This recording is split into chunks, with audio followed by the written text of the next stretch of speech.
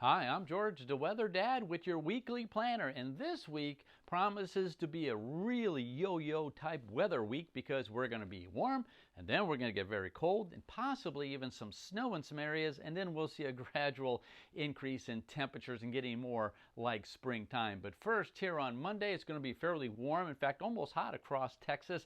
And those of you spring breaking down along the Gulf Coast, it's going to be really nice for you. A little bit chilly up towards the north and northeast, but you see this large area of some very nice warm temperatures where temperatures are going to be in the 60s, 70s, as well as 80s.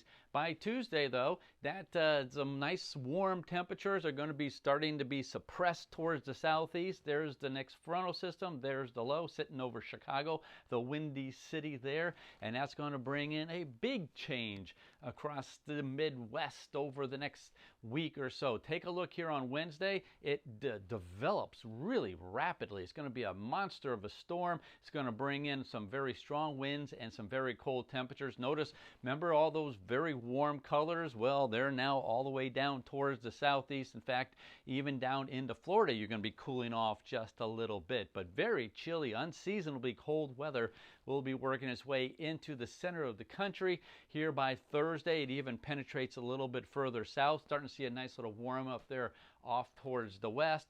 And then by Friday, that warming starts working its way towards the east, but still very chilly across the eastern half of the country, even down in Florida. Take a look at down in your area. You're going to see temperatures below normal, but below normal for you are still going to put you in the 70s and upper 60s, so that's still not too bad. But for us here, where temperatures should be close to 60 degrees, it's going to be down in the 40s and 50s over the latter half of the upcoming week. Now let's take a look at precipitation. Very wet across the Dakotas, Wisconsin, Illinois, Michigan, Illinois, pretty much across most of the Midwest. We're going to be seeing quite a bit of rain. Could even see a little bit of thunderstorms, some severe weather there across Iowa and South Dakota. Here by Tuesday, certainly as that storm system gets wound up, there could be a bound around of severe weather. Those of you right around Chicago, Illinois, working its way in Indiana, and there's that front stretching its way down to the Gulf Coast.